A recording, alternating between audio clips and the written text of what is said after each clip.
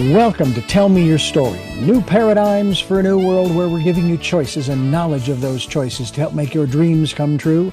We are here 9 times a week, Sundays at 7 a.m. and 7 p.m., Monday mornings at 1 a.m., Wednesdays at 9 a.m., and Monday through Friday from 8 to 9 a.m., streaming live at all those times at richarddugan.com.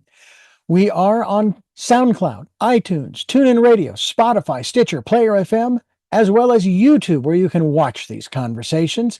I hope that you will take time to subscribe and click notifications so that when a new conversation is posted, you'll be notified and you'll be able to tune in, listen in, and learn, and be entertained and inspired. A reminder that Choices, which is my book, 5 Steps for Life, it's available on Amazon.com in paperback, hardcover, and Kindle with Audible, soon to be released. We also ask that if you can support the work that we are doing financially, we do have a PayPal account. It is there for your security as well as ours. And when they ask for an email address to whom you're sending, please go to richard@richarddugan.com. That's the email address. If you go to richarddugan.com, there is also a link directly to PayPal so that you can send us whatever support you can. And we thank you to those who have helped and to those who will help. We also ask that you take time during this decade of perfect vision, the 2020s, to go within to that quiet, peaceful, calm, still place and listen to that still, small voice. And with that, we now take you to our very special interview and guest here on Tell Me Your Story. Welcome to Tell Me Your Story, New Paradigms for a New World. I'm Richard Dugan, your host, and I thank you so much for being with us again as we dive into, I think it's going to be a fun program. I think it's going to be entertaining, educational, among other things, as we try to make all of our programs. Our very special guest today is Sheryl Bass. She is the author of a children's book called Baby Dragon's Big Sneeze, Finding His Family. And the illustrator is Remesh Ram. And I bring up Remesh because he did some incredible work. I love looking at the book and flipping through the pages, even without reading the text that Sheryl brought to us. Sheryl, thank you so much for being with us here. It's wonderful to have you here, and especially to talk about this particular work you've got. Thank you. So it's actually 2 books. There's Baby Dragon's Big Sneeze, and then there's Baby Dragon Finds His Family is the sequel. All right. Well, wonderful. And we are going to go ahead and give out the website right now so that people can begin the process, even as they're listening to the program or watching for that matter. Be Kind Publishing is the publishing company, and you want to go to that website, be-kindpublishing.com. We're excited about helping to promote this because, and again, I remind you folks, these are not infomercials, okay? That's not what these are about. It's about providing you with information that can maybe enhance your life and the life of your children. Why children's books, Sheryl? Why? How many kids do you have? Well, I don't have any kids of my own, but I have a master's in social work and a master's in journalism. And I feel that children, it's much easier to change hearts and minds when they're younger than when people are, by the time people are adults. So both of my books, and I have a future book that will hopefully come out in 2025, they all have what's called social emotional learning messages in them. And social emotional learning is basically, the way I think of it is the types of things that employers look for in adults. Being a team player, being able to take responsibility when you've done something wrong, take accountability, sharing, teamwork, all of those types of skills, those soft skills, like they call them, are the things that we like to teach our children when they're young. And so all of my books have those kinds of messages in them.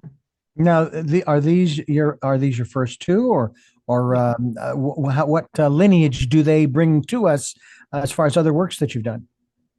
So these are my first 2. I've self-published both of them, and I have a third one on the way. And I have some other children's books that I've written, but I have not published them yet. I'm going to bring up something, and this has to do with children. A phrase that is used, a statement that is made over and over again, and a lot of times it's brought up during certain tragedies. Mm, Our children are our future. mm, I'm not a fan of that phrase because it basically says to our kids, "You're our future. So grow up, get with the program, and start getting educated. Start learning. Da da da da da. Get whatever it is that they're supposed to get from an adult's perspective, so that you can contribute to society. They're not allowed to be kids. They're not mm, allowed to play. I mean, my mm, gosh, I've talked about this on this program where I think back on my childhood and I compare it to the childhood of the kids today. mm, And I think, man, I wish those kids could have what I had. It was mm, so much fun. I mean, mm, there were no gangs when I was a kid growing up in the 60s and 70s, but we had the run of the neighborhood, mm, and the families in the neighborhood knew who we were. We knew when it was time to go home. We had alleys in our neighborhoods. You run up and down. That's where the garbage trucks went to pick up the garbage cans and bang them on the side of of the truck to get the garbage out. We played hide and seek in all the neighbors' yards. The street I lived on, there were no fences. They were all grass front lawns with maybe a couple of palm trees in the front of several of them, but no fences. We played kickball. I mean, I lived on a street where it was T sections at each end, right? So when a car came around the corner, it wasn't going very fast. And as soon as we saw it, hey, car coming, everybody out of the street. Car go by, get back in the street, play kickball. mm. Do you think that phrase, our children are our future, maybe we might want to change that or something because it just seems like our kids are almost forced to grow up a lot sooner than, I don't know if the right phrase is, than they should. Um, it just seems that they're faced with a lot of adult stuff almost very early on. Right. It's a different world than it was when we True. were kids. It's not as safe. Um, Kids are having to be monitored a lot more. And they're overscheduled, and it can be very hard for kids today. But I think that what I try to do with my books is keep the messages, they're in there, but it's in an entertaining, light kind of way that the kids can relate to the characters, and there's humor. They rhyme, which is also really good for children. Mm. Rhyming is uh, one of the things that I tried to do was initially I tried to get my books traditionally published, and I was unsuccessful getting them traditionally published, so I decided to self-publish. But I had some traditional publishers tell me that they preferred that stories not rhyme. Certain things go in and out of fashion, and rhyming, I guess, is not as in fashion right now. But um, a lot of these publishing houses are not filled with educators or social workers, because if they were, they would know that rhyming actually helps with language acquisition. It helps with anticipating what the next word is going to be. It helps with kids that are reluctant readers and so on. And it helps kids get more enthusiastic and enjoy the stories more. So I try to keep them light and funny, and present the material in so they're still getting that educational lesson, but it's in such a way that it's palatable and it's fun, and they don't feel like they're being force fed any education. Yeah. So most of the people probably listening and watching right now are probably adults. And I'm wondering, we'll take each book separately.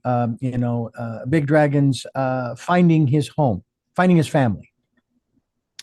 What is the central message you want to get across to the kids? And obviously, it would be wonderful if the adults read the book to the kids. Obviously, that is the most fun.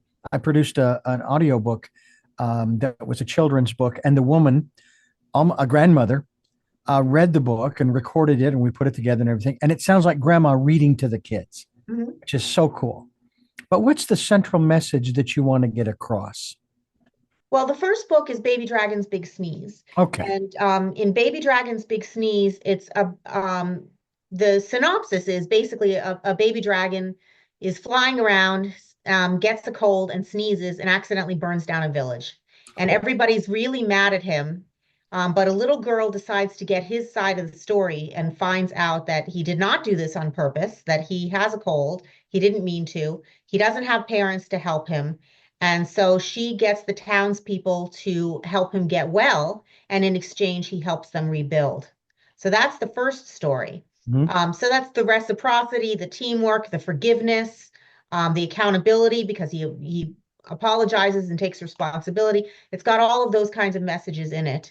And also not judging others, not making assumptions about others. He's a big, scary looking dragon because he's the size of a two-story building, but he's just a big baby, and it was an accident, and that so it also has that message of not making assumptions about others' intentions and so on. So that was the first story. The second one takes place a few months later. He's living with the humans that helped him, and he doesn't have a name. They're calling him Baby Dragon or Dragon, because dragons tend to get named by their parents, and he doesn't have parents to help him. He was hatched in a cave all alone, and so he's starting to feel out of place, and feel like he doesn't belong because he's around all these humans. He's the only dragon. So he goes on a quest to try and find others of his kind. And he runs into some other mythical creatures along the way and helps them with their various different needs. Um, and spoiler alert, he comes to realize that his family are the humans that have been helping him all along, that his family's been right under his snout the whole time. And so it's a particularly good story for kids who are either adopted or who have non-traditional family structures, blended families, things like that. Mhm. So that was And what's interesting when you talk about that, I would say that it would apply even to those kids. And it's funny when I think about this. My brother and I, we had this conversation. Oh my gosh, I don't know how long ago it was. And we were talking about our place in the family. I'm the eldest male, and he's my I don't want to say baby. He's my younger brother. I don't think even my sister, my youngest sister, she does not like being called the baby sister. mm, Anyway, we were talking, and we both acknowledged that we both felt as if he and I, were the black sheep of the family. mm, Not necessarily that we thought we were adopted or anything, that we just, is like, we didn't quite fit in. mm, mm, And it was really a funny realization for the both of us. mm, And I think that the message that you're talking about, I think even applies there when a child feels as though he's not fitting in. He's yes, definitely biological, and everything is relatively fine in the family dynamic. Okay, but he just doesn't feel, or she doesn't quite feel like they belong right, because they're different. They think yes, differently, they act differently, and so on and so right, right. Right. And one of the lines in the second story is dragons are special because they're so rare. And so that's a special message in there too, that your uniqueness is a gift. It's not Mhm. necessarily a detriment. I love that. I really do. And I remember something that I found this out also was rather humorous. My mother would take each one of the six of us aside, Mm, I found out, and would tell each one of us in a conversation that we were having at any given time in our lives, you are unique. You are special. Okay. She was really fostering that. And of course, each one of us thought that we were the only one that was mhm, being told this, mhm, mhm, And it was years later that we were all talking about, oh, mom said that to me too. mhm, mhm. And at first glance, it was like, well, then I guess that we're not all really that special. But obviously, as you think more and more about it, you realize, well, she was absolutely right. She was being Mhm, telling the truth. mhm. Each one of us, and you know what's fascinating? What really supports that position, that from a biological standpoint? Have you had your DNA tested? Have I? Have No. you? No. Okay. Well, I have, and I know that at least four of the six of us have, and each one of us has um, a different Profile, genealogical maybe. map. Yeah. We don't all have the same amount of. Hmm. I happen to have a good percentage of Native American, North, Central, and South American, as I'm 1% Eastern European Jew. I have Welsh and Scottish. I do have some Irish, a smaller percentage than I had hoped or thought. And then I found out just recently that I guess they did a deeper dive. That everybody was being reprocessed or something, and I've got a connection to Africa. Hmm. But my sisters and brother, no. And it's like, wait a minute, hold on a second. We both come from the same set of parents. How is this even possible? But I've heard this wonderful thing too. Talk about uniqueness. Talk about specialness. It's only one egg cell, only one egg, right? Mhm. So your odds are 1 in 1. But then you get the sperm, and you've got, I don't know if it's a million or millions or billions, but out of that number, only one Mhm. sperm gets through. Mhm. Talk about unique and special. And then I started thinking, gee, I wonder if you could separate the millions and test the DNA of each of the millions. What would be the differences between those, if there is in fact DNA in those cells? I just, it's just a thought to ponder. I am really thrilled that you are feeding this kind of information through these books to children. It sounds to me though like these would be good books for adults to read too, not Yes. just for the kids, but to take in those messages that you were just talking about. Yes, they're the kind of stories that are really for families. The parents can read it to the children, and as you're different ages and different stages in your life, you get different levels, different messages from those stories. I'm self-published as well. I didn't create my own publishing company like Be Kind Publishing, but I love the slogan. It's nice to be important, but it's more important to be nice. I Mhm. would take it. This is, when you talk about self-publishing, it sounds to me like you created your own publishing company. Yes, but it's only for myself. So please, people, don't send me your manuscripts. Um, it's only for my own books. But yes, I decided to call it Be Kind Publishing because those are the values, be hyphen kind publishing .com, because those are the types of values that I want to instill in this next generation. We're talking here on the program about children and children's books with our very special guest here on the program, and her name is Sheryl Bass, and her illustrator is Remesh Ram.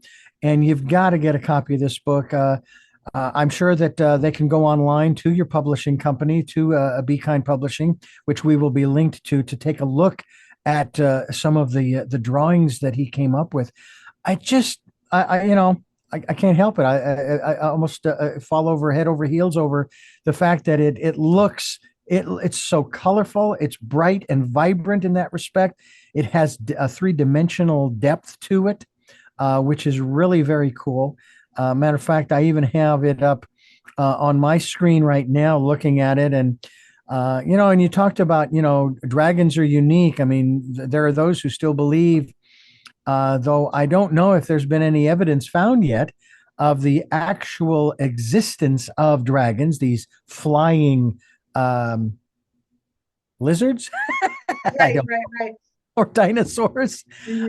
But I love a lot of the movies that have come out over the years. But anyway, the what you have created here is just between you and Ramesh, absolutely beautiful. Folks, we're talking with Sheryl Bass, and you are listening to Tell Me Your Story.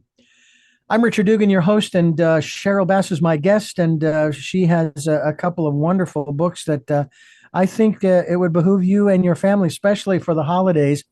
Baby Dragon finds his home, as well as Baby Dragon Big Sneeze, in reverse order as far as their chronology, if you will.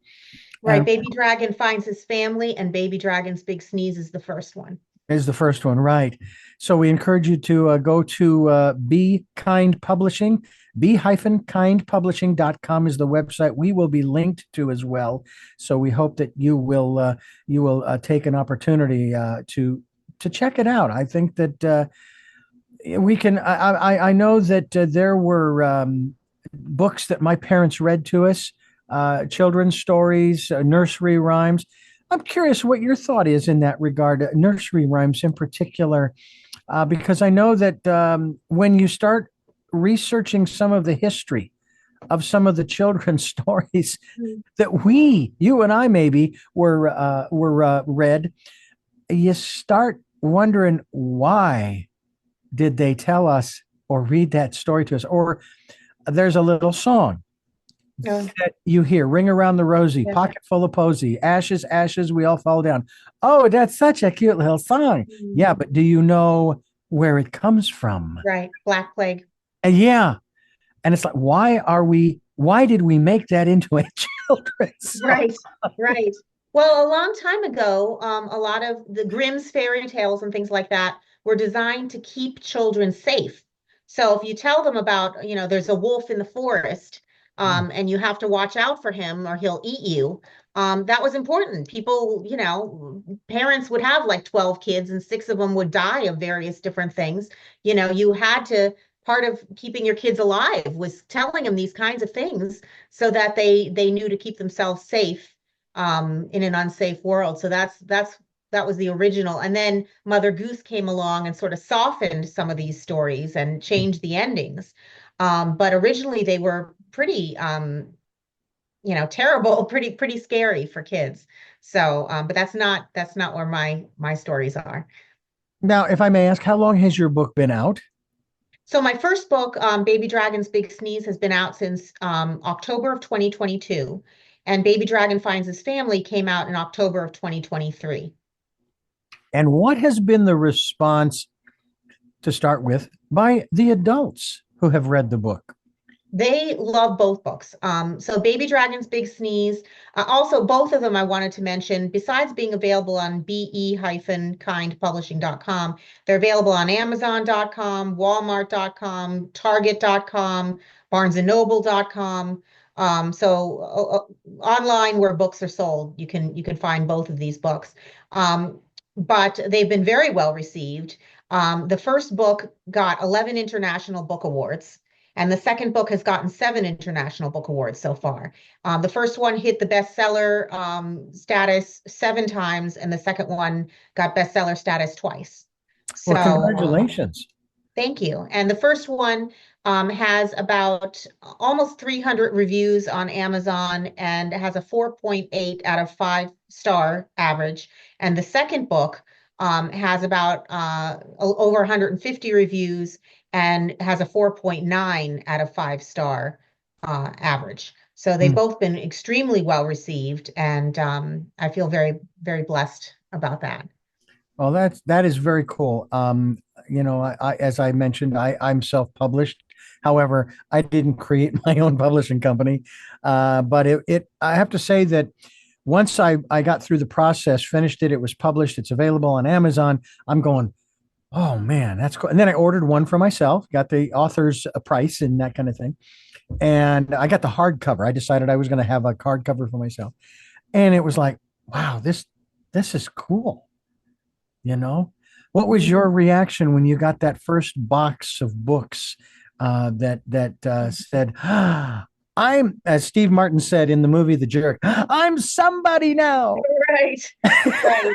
Well, it was a wonderful feeling. I don't have, like I said, I don't have children of my own, Mm, but I feel like the books are my legacy. I feel like this is my way of, this is what I'm leaving the world when I'm no longer here. My books will hopefully still be around. Some people will still have them, and so that's what's really important to me. So mm. yeah. That's exciting, and we talk about that quite often in regards to legacy. I interviewed a rabbi not long ago about that. He wrote a book called "What Will They Say About You When You're Gone?" That was actually the title of his book. Mhm. Um, is it, and obviously, a lot of my guests, they will use the phrase that I want to leave the world a better place than it was when I got here or than when I was here. Again, that's Mhm. not to say that it's a terrible place now, but that's really kind of what you're wanting to do. It's just making a difference and uplifting kids to be more responsible and kinder and all of those different things that you talked about earlier, as far as being a part of our civilized, please, society. Right, right. And it's aspirational, I don't, I definitely get annoyed waiting in line at the grocery store. I lose my temper. I am not my dragon. My dragon is the best parts of me, Hmm. represents, when I'm at my best. So it's a goal to be that type of person that my dragon is. I hope to be. I strive to be the type of person that my dragon is. But I'm not, and I falter. But that's the goal. Well, as I said, I think it's wonderful, and I never really think too much about it myself as far as what I am leaving behind, because I'm so focused on the here and the now in that respect. And what am I doing now to make a difference? But I also know, too, as you do, that with these podcast, broadcast, video casts that I produce on a regular basis, um, I suppose if I can figure out a way to pay for the annual fee after I'm gone, through some trust or something, they're going to be there Mhm. as long as the internet's there, as long as YouTube is there and SoundCloud and so forth. And I never want to, I don't know about you, your main goal was not about making money, and neither was mine about publishing my book and making money. Not to say that we don't want to make money, because we do. We need that for, paying the bills and doing stuff and taking wonderful vacations and so forth. Do you think that that's kind of getting through to some folks through the work that you do? And I'm sure that you also do speaking engagements, do you not? Where you share your life, your story, your philosophy, and so forth with the general public.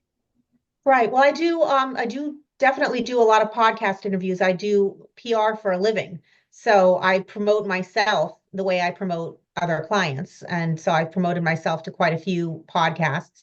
And I also do author visits at schools within about a 60-mile radius of my home. Um, so I definitely present material to adults and to kids. Um, does that answer your Yeah, question? no, I think that's great. And let me go back to that question I asked you earlier regarding adults. What's been the reaction on the part of the kids?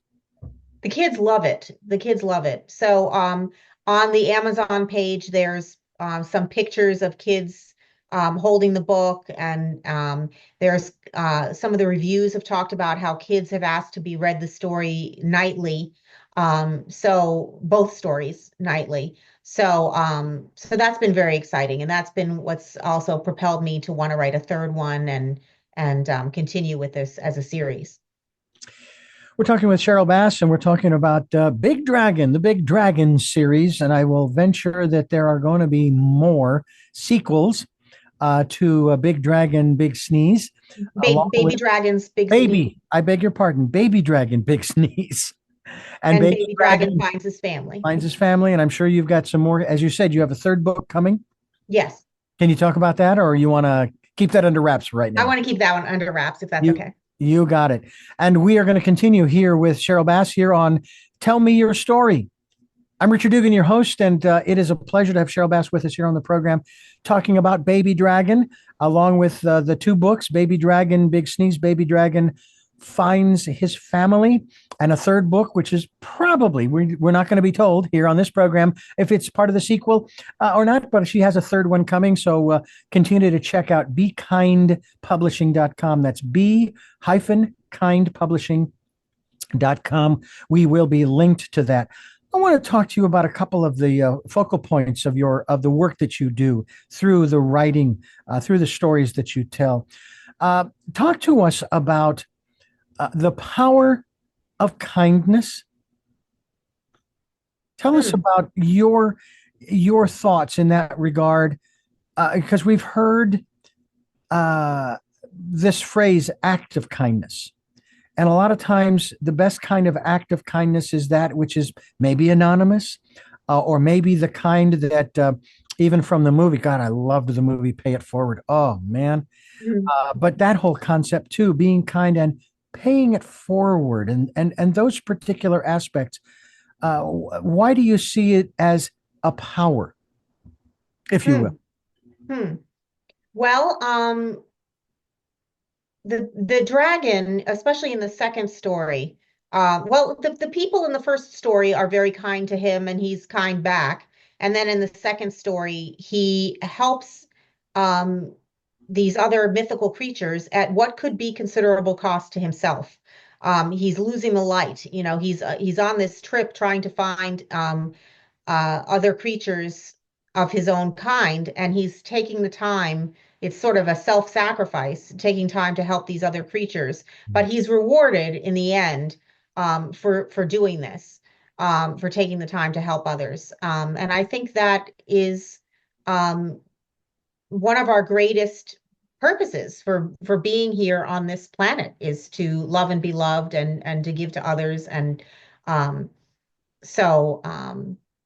So that was a really important message for me.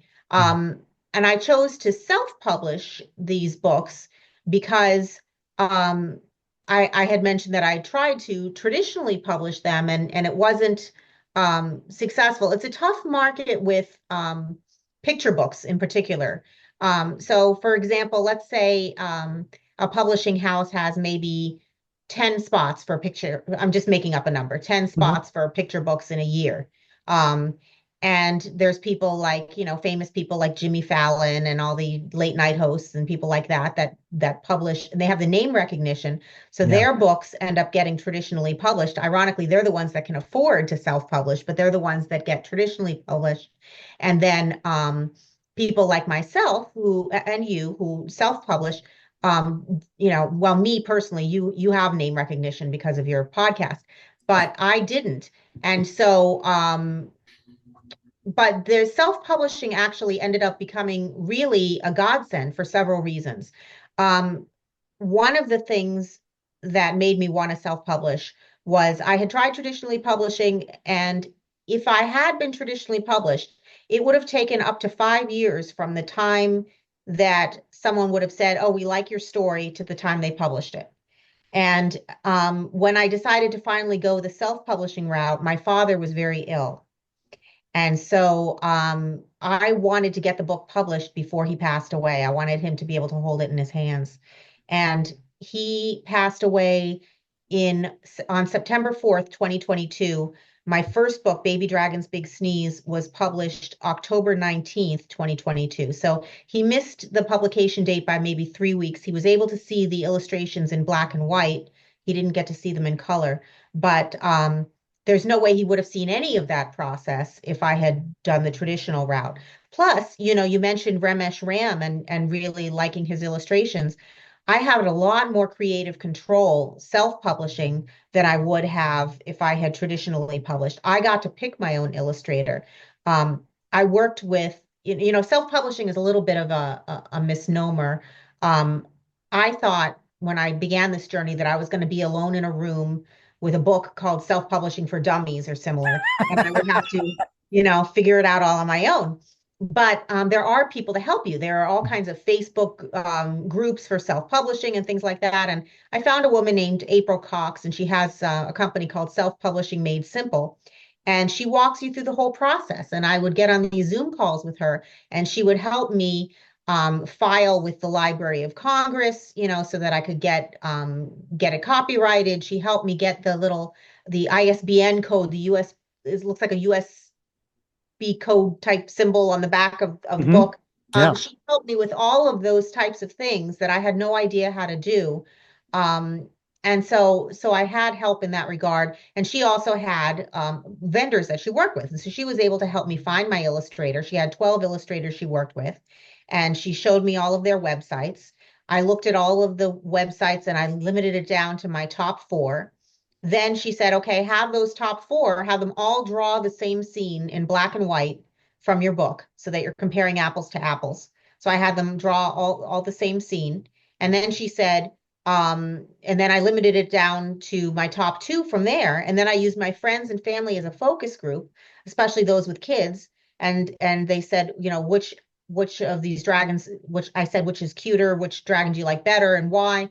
And then was able to find Remesh Ram from there and found my editor through her and several different vendors through her. But the royalties are a little bit higher when you self-publish. The creative control is a lot more. The process is faster. You have more time to gain your audience. So your book doesn't just go right out of print if it doesn't sell immediately with self-publishing. Um, it levels the playing field, I think. Mm. So I really enjoyed the self-publishing process. Well, it's interesting that you talk about the self-publishing process because the thing that intrigued me, and again, when I finished the process and it was finally published, what was the fact that it seemed to me, anyway, it seemed to be at one level, it was so easy because when I would go through the manuscript, and I went through the manuscript a dozen times, and every time I went through it, I would re-upload to the website the updated manuscript. Mm-hmm. It wasn't a new publication that I had to go through all those steps. All I had to do is go to where it said, okay, upload manuscript. I'd re-upload it. I'd go ahead, take a look at it in preview to make sure that it was the correct manuscript.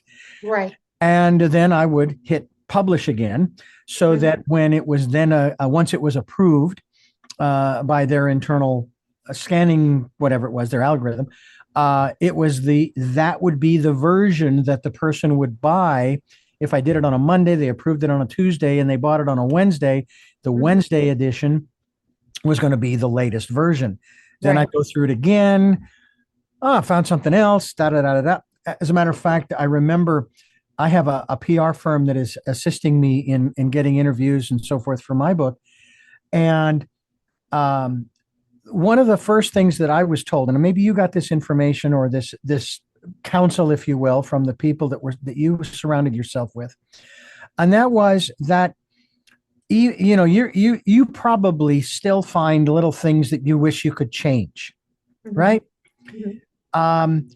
This gal told me, take it easy, just relax, because even some of the biggest name authors in the world, their books get published and there are still mistakes in the book. So it's okay. Plus the fact that if somebody gets an earlier edition, I suppose somewhere down the road, usually after you're gone, it becomes very valuable. Right. Yep. But the process is actually, it can be a lot of fun. It really can. And you learn, I know you learned an awful lot. And then, of course, you created your own publishing company, which is very cool. Right. And print on demand is another thing that's been a wonderful advent lately, over the last 10, 15 years. I don't have to have my basement full of 4,000 copies of my book. Thank you. So that's really wonderful. So when somebody orders, then they print it and they create it. So I don't have to have all of that as inventory. What a world in which we live. Yes. We're talking with Sheryl Bass about her Baby Dragon series, and we're going to continue doing so right here on Tell Me Your Story. I'm Richard Dugan, your host, and it is a pleasure to have Sheryl Bass with us. I want to dive into an area here. Continuing on, we just talked about the power of kindness. And the other area I'd like to talk about is family.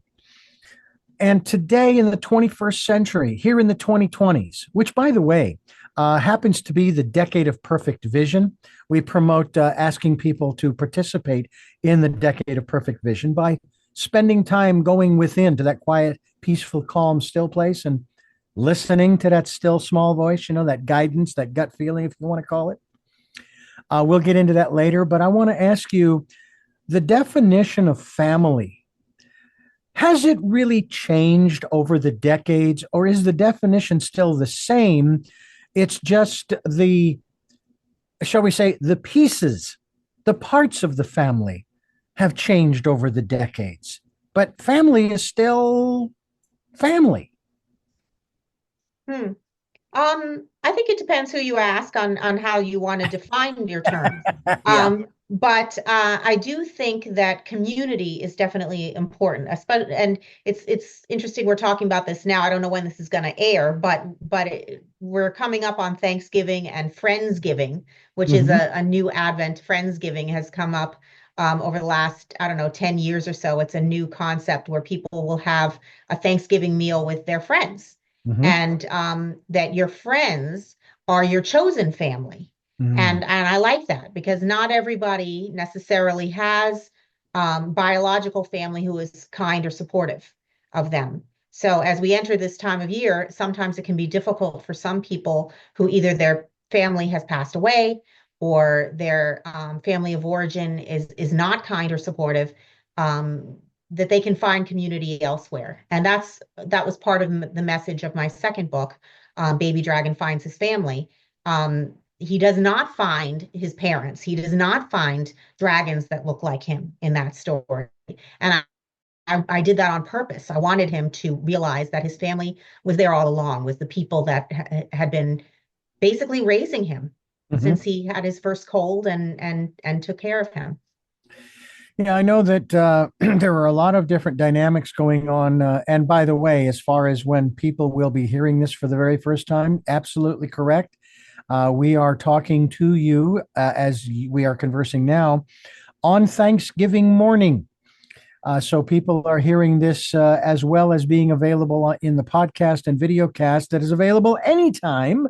But the folks who are listening right now are listening on Thanksgiving morning to this broadcast, and the whole aspect of family. It's hard for a lot of folks this time of the year, and that's why what you just talked about is so important to have those chosen people, those friends that you can even call family, the chosen family, to be around you. My boss, I still call him my boss, even though the radio station we work for was bought by a corporation and our roles have changed a little. He just lost his wife Mm, this year.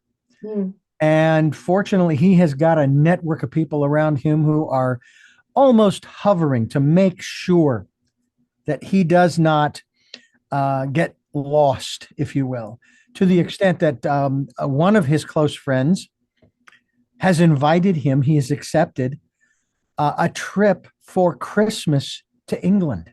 mm, mhm, So he's going to get away for the holidays and travel and have new experiences, although he lived in with his wife in England for a time. But nonetheless, that's a wonderful thing to have a network around. My wife, all of her immediate relatives, sisters, brothers, and parents, she's the last.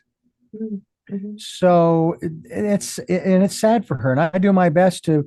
I don't tell her too much anymore that hey, just remember, my family is your family. My mhm, sisters and brother and mother, they're there, but you and I both know it's not the same. mhm, Um, but then we have other dynamics that are going on in this country in particular these days, where we've got people who, and it's so sad in my opinion, um, and unfortunately it's over politics. No, you're not invited to Thanksgiving dinner. Don't mhm, even bother coming because, mm, and mhm, it's, are you kidding me? mm, mhm, You would sacrifice family mm, for party? mm, That makes no sense. mm, And not even to go down that road, but there are a lot of other reasons why people don't associate. Could have been an abusive relationship, and they do not want to risk having that happen again, or other traumas that have happened maybe as a child and so forth.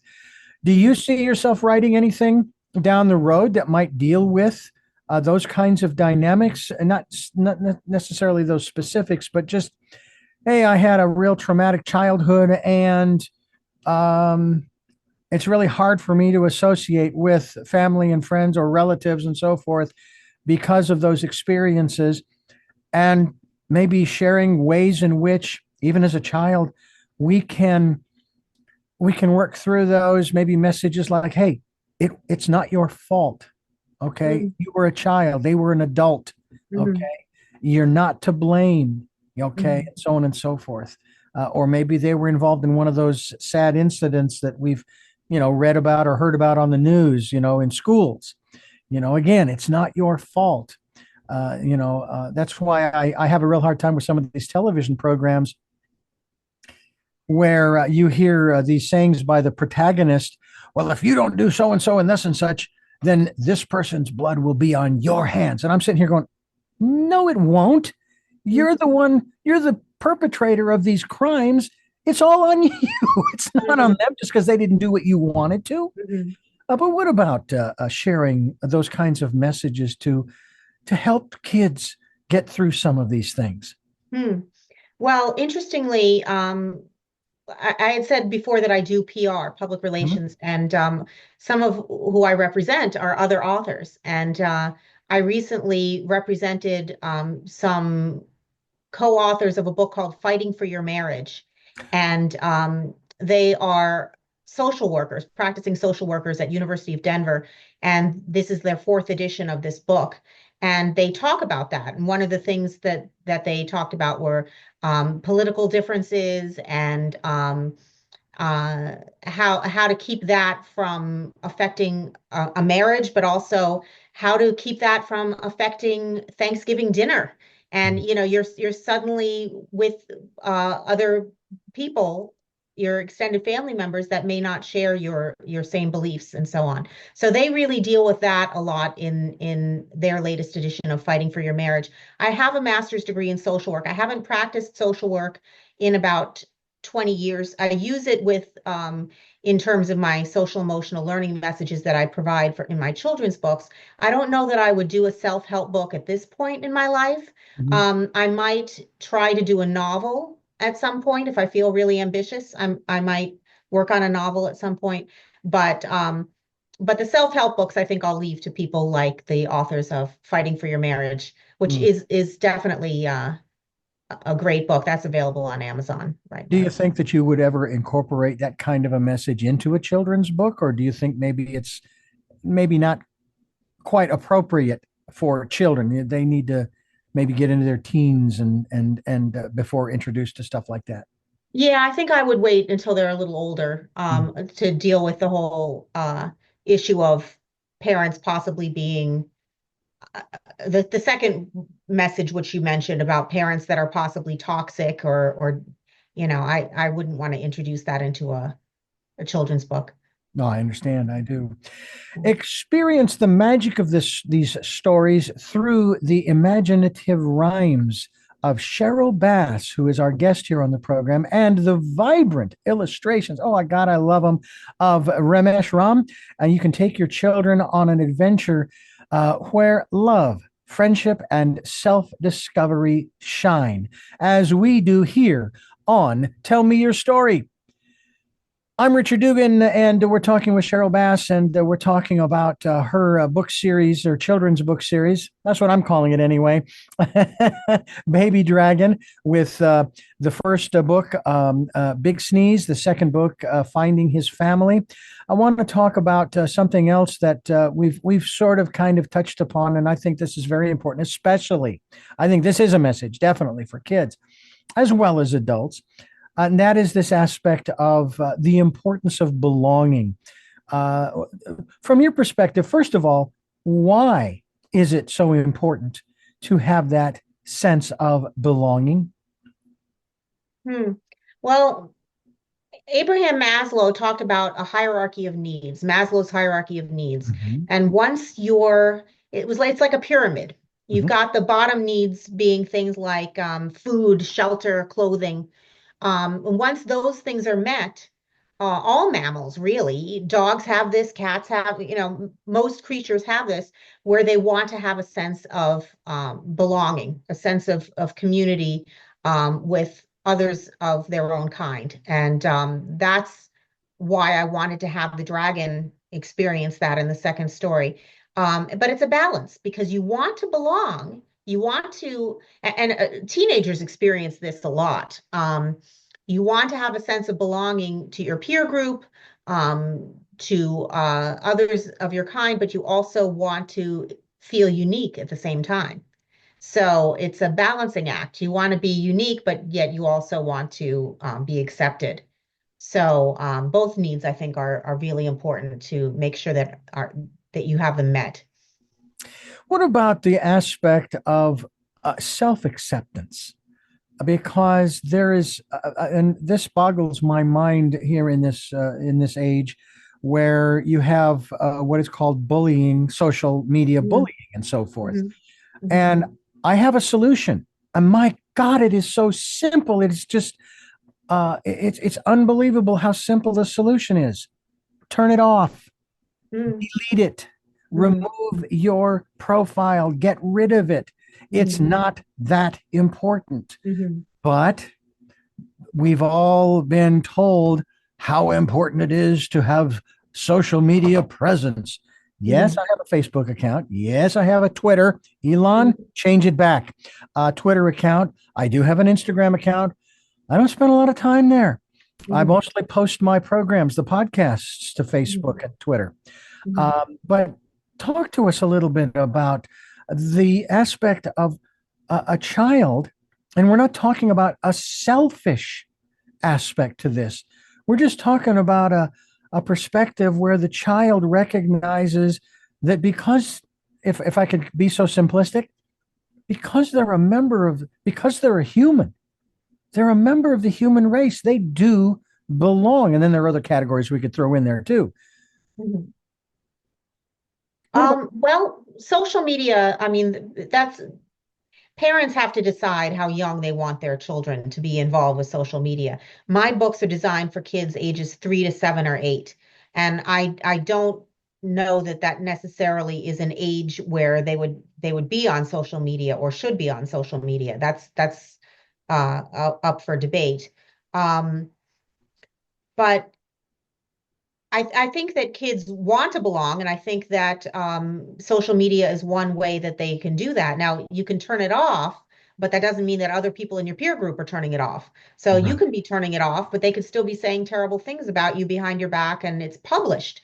That's the thing about social media. It's one thing in our day when people would bully you on the playground or in person, and it would just live in that moment. Maybe if somebody had a camcorder or something, they'd be recording it or something. But the thing about social media is it lives on forever. Like you were saying about legacy. I mean, what a terrible kind of legacy if someone's picking on you or saying something terrible about you and it stays on social media forever. So the kinds of bullying and things like that kids have to deal with today, like I was saying earlier, it's a different world than it was. It's less safe for kids today. And I do really feel for and empathize uh, with Yeah. kids today with the kinds of things that they have to deal with because everybody's published.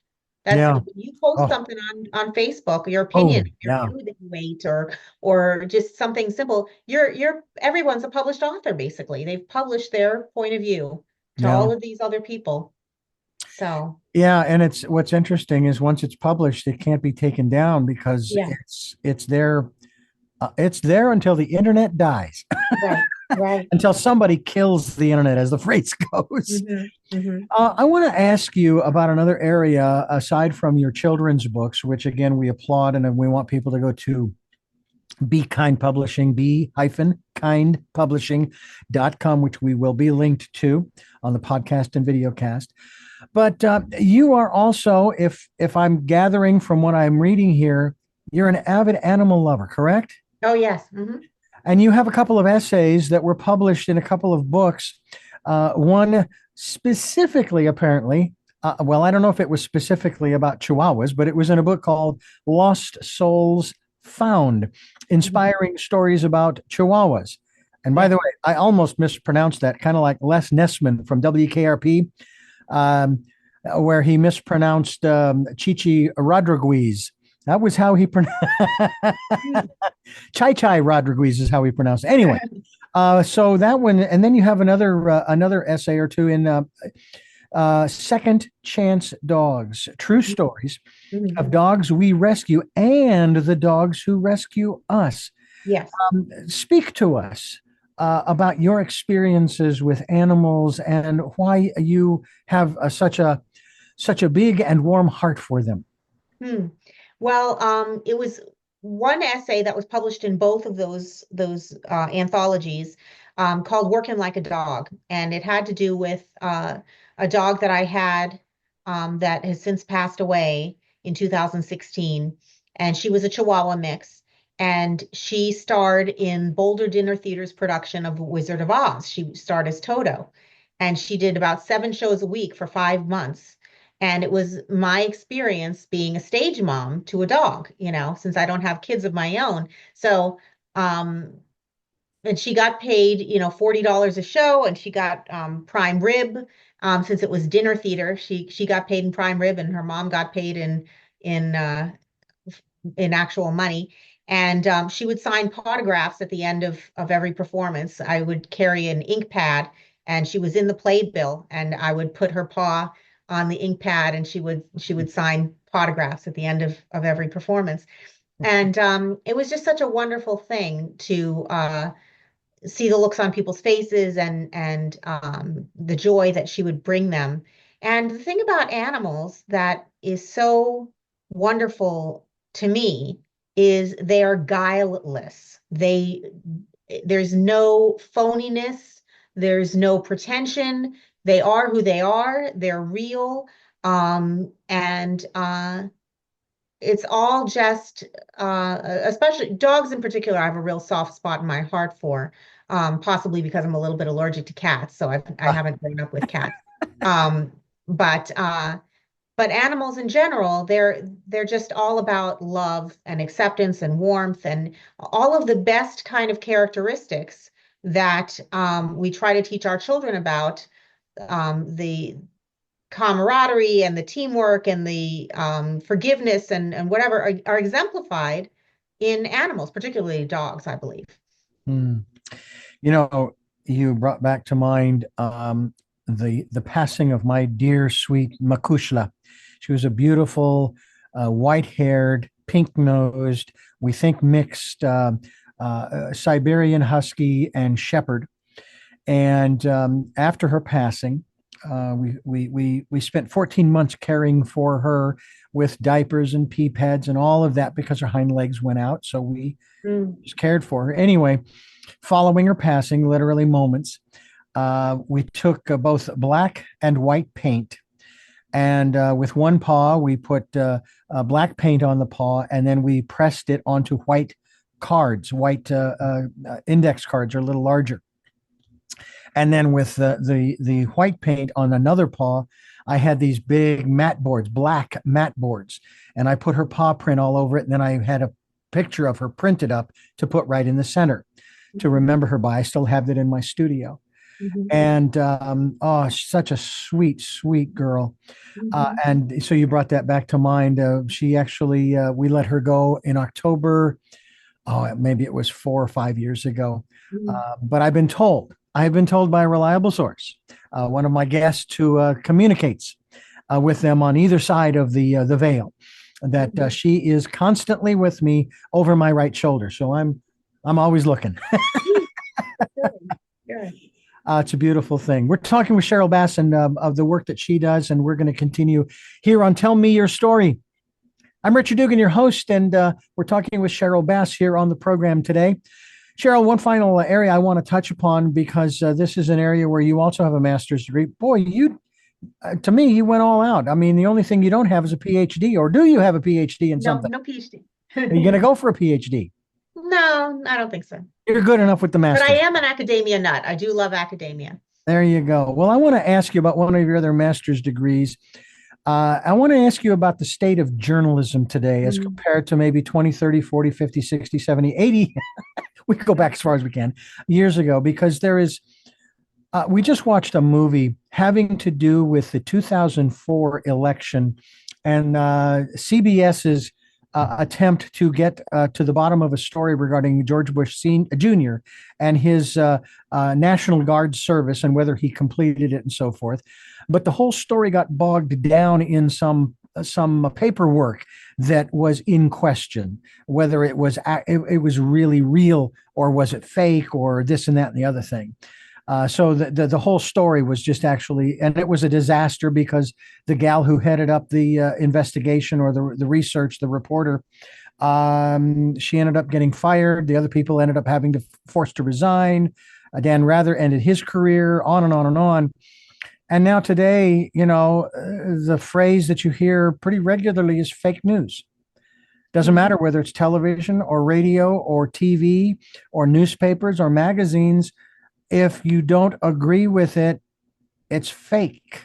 Do we have, first of all, maybe we should define, what is journalism?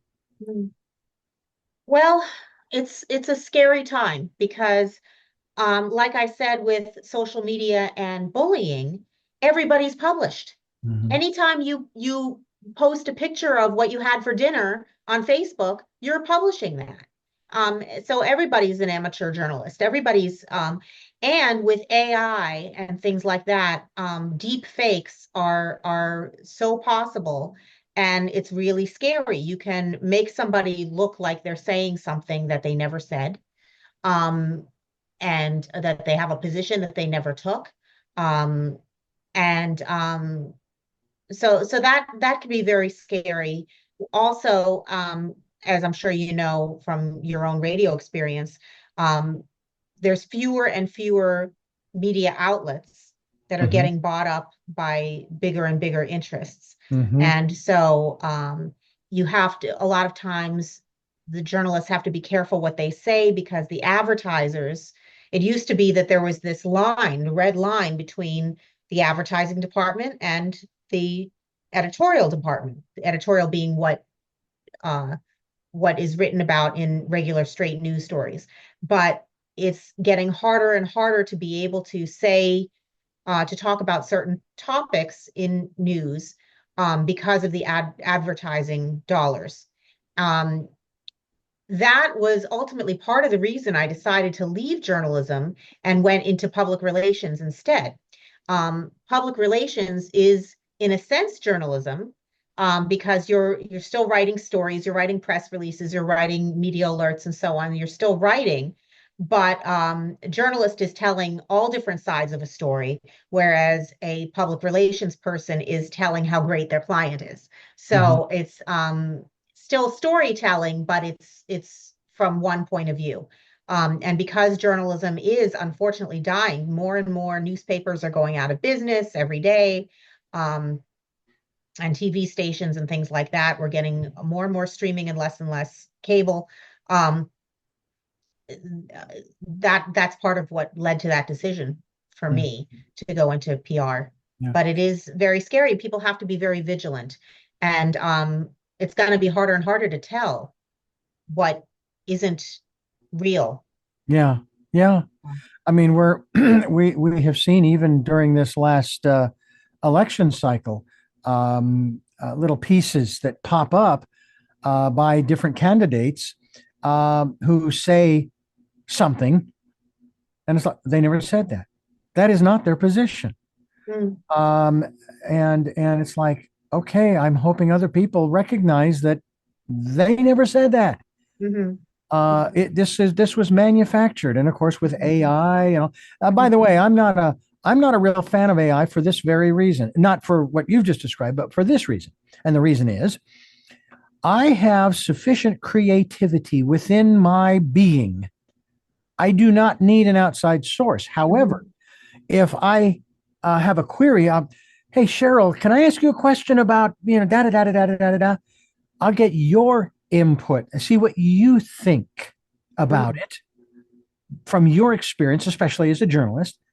And then I may or may not use that advice, but I don't need a machine, in essence, an algorithm code to write a story or a book. I mean, that's the other thing too, is that apparently books I don't know of any right off the top of my head, but it has been said that you give you input into your computer to the AI, write a book about whatever it is you want to write, and it will write a book. Now, who wrote Mhm. it? Who is the author of that? And Mhm. where did those ideas come from? Mhm. And for example, when I sat down to write my book, and I worked on it for 15, almost 20 years, um, and it's just it's like I keep getting these messages from Zoom, from SoundCloud. I haven't got it from YouTube yet, but I'm sure it's coming. Um, Click here to activate your AI companion. Mhm. And so it's like, no, I Mhm. don't need a computer. I have enough challenge dealing with the software on my laptop. Mhm. I want to thank you so much for being here with us on the program. This has been very interesting, and I'm very excited for you. I want to mention one more time your illustrator, Remesh Ram. Basically, he is the one who illustrated your book. Very cool illustrations. And he's been working in animation industry for some 16 years or more. And he's also the managing director and co-founder of Prayan. I believe that's how it's pronounced, animation, which launched in 2012. And he's not just an animator, but he's also a full pre-production or to post-production professional. And I'm curious, is there an animated uh, presentation of these books in the works at all, or in the thought process? I would love to do that. If someone were to approach me and be able to finance something like that, I would love to do that. I have two video trailers that are 40 seconds or so long that are basically ads for the books themselves. And you could find them on my website, be-kindpublishing.com. You can find the little 40-second animations, and I put them to Celtic music and found the Nice. Celtic music too, and so on. But I think they do lend themselves very well to a cartoon. Well, I put that thought out there and say, let's bring that to pass because that would be cool. As a matter of fact, I don't want us to get ahead of ourselves here. What would really be cool is if these were made into those, animated shorts that you hear about, Mhm. that we might actually see, oh, I don't know, maybe at the Oscars, nominated for an Oscar for not just the story, but the animation, the soundtrack, and the whole bit. I think that would be so much fun to see that. So I'll just put that out there for you, and we'll see what happens. But I thank you so much for being with us here on the program and sharing your story today. Thank you so much for having me. I do have three final questions for you that I ask all of my guests. Okay. And I'm going to start by asking, who is Sheryl Bass? Hmm. Cheryl Bass is multifaceted. So Cheryl Bass differs from day to day, to some extent, but she's she sings. She's an animal welfare person. She writes. She's a vegan. Uh, she has a master's in social work and journalism, and she's happy to be here. What gets you up in the morning? A sense of purpose, feeling like I'm making a difference, um, and things that I enjoy. Um, I think it's important to have hobbies and things that bring you joy, that you get a kick out of, that you're constantly learning. For example, I'm learning to play the ukulele and I'm learning Really? to play the flute. Yes. I used to play the flute as a kid. I haven't done it in many years, and I'm just now getting back to it. And I'm part of a woodwind group. And so lifelong learning is Mm. definitely one of the things that gets me up in the morning. And our final question, what was your best day? Hmm. Well, my wedding day was a pretty great day. That was really fun. And my dogs were involved with our wedding. We invented a product called the pet pedal pull cart, which is allows a dog to be a flower child in a human wedding. If you go to petpedalpullcart.com, you can take a look at that. Petal, like flower petal, pole cart. Um, so that was a great day. Mm. Saying my vows to my husband and declaring that for the world. That was about 18 years ago Mm. that we got married. Um, so yeah, I would say that was probably my best day. Well, congratulations to that. And again, thank you so much for being with us here on Tell Me Your Story, being a part of the work that we are doing to make not only make this a better place, but to change the world for the better for everyone. And I thank you folks for listening to and watching Tell Me Your Story, New Paradigms for a New World, where we are giving you choices and knowledge of those choices to help make your dreams come true. And until our next broadcast, podcast, videocast. Love to Lal. Jeanette, I am still listening. Dad, continue to be happy because I am. Smokey, I will see you on the other side. And to my dear friend Zorro, aho, aho.